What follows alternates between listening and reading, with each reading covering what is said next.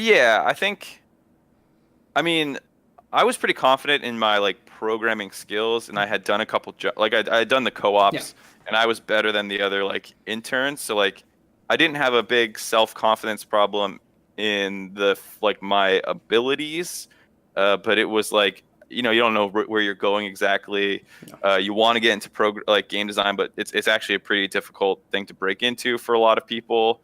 And so like I didn't know how I was going to stand out. My dad, he's in programming as well, like I said, and so he knew I was a decent programmer, and he was always like, if you ever need a job, let me know. But they gave me this period of time to try and figure out what I was going to do.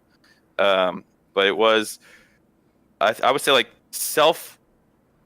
it's one of these things that I spent a lot of time thinking on, like the difference between self-consciousness and like self-awareness versus self-doubt, and like what are the differences between all of them. And I would say I was someone who was very full of self-doubt, but I was not super self-conscious, because I feel like when you're self-conscious, a lot of things from other people's opinions matter to you. And you spend a lot of time thinking about what other people's perceptions of you are.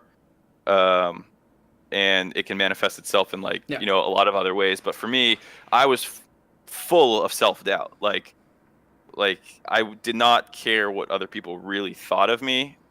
But I didn't think that like I was good enough in this way, or I didn't think I was good enough in that way. I think that's, you're kind of splitting hairs here, but to me, I didn't care what other people thought about me, really. Like I was more than all right being like the kind of somewhat weird guy that I was in college. That didn't bother me.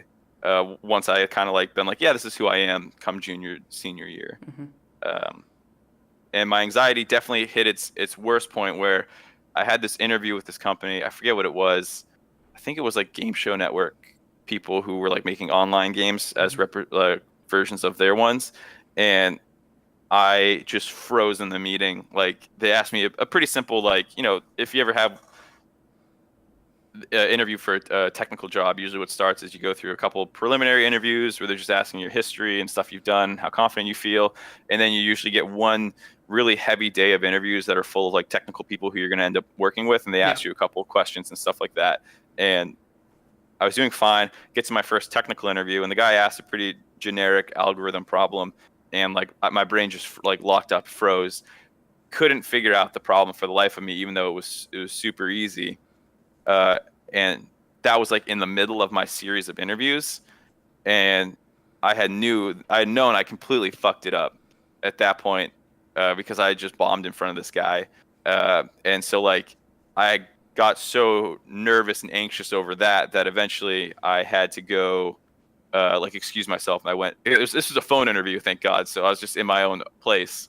But like I had to go, and I just threw up in my bathroom, and then like came back, and that's when work-related anxiety started manifesting itself. Probably with that was like the worst of it, where like I actually threw up in a job interview, but it continued onwards from there as I got more into esports. This has been a preview clip for Deep Dives in the Minds of Esports. If you enjoyed this clip, the full episode drops on Wednesday at 9 a.m. Pacific Central Time. If you enjoyed this content, it would really help me out if you do three things. First, you follow me on Twitter. Second, you subscribe to my YouTube. And third, you share this content with anyone who you think might enjoy it. I hope you have a wonderful day.